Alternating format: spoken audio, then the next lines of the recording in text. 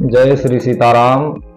अधिकांश घरों के बाहर आपने देखा होगा कि गणेश जी की प्रतिमा को घर के बाहर मुख्य दरवाजे पर लगा देते हैं, क्योंकि ऐसा उनका मानना है कि गणेश जी की प्रतिमा को घर के बाहर लगाने से घर में वास्तु दोष नहीं बनता और घर में सुख समृद्धि आती है।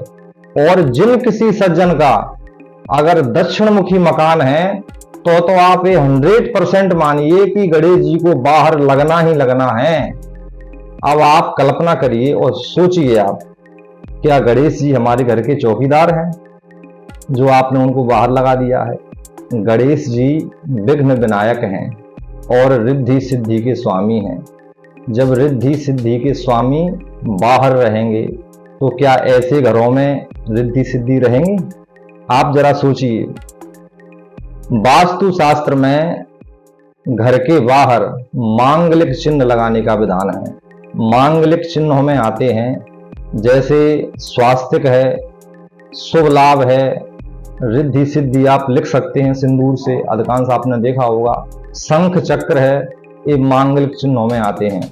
मांगलिक चिन्हों के विषय में एक बहुत अच्छी कथा मिलती है, आपने सुनी भी होगी।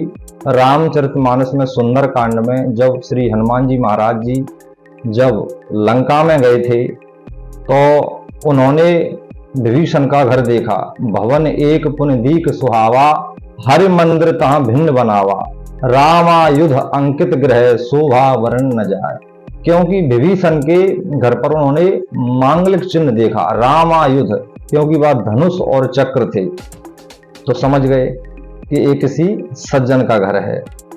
तो मांगलिक चिन्ह लगाने का हमारे शास्त्रों में विधान है, ना कि गणेश जी की प्रतिमा को बाहर लगाने का विधान। गणेश जी कोई मांगलिक चिन्हों में नहीं आते, क्योंकि गणेश जी तो स्वयं ही मंगल मूर्ति हैं।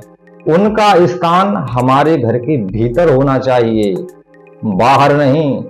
क्योंकि ऐसा कहीं भी कोई भी जो प्राचीन जो पुस्तक है, जो प्राचीन जो ग्रंथ हैं, वो उसमें कहीं नहीं मिलेगा बिल्कुल कि गणेश जी की प्रतिमा को आप घर के बाहर लगा दीजिए।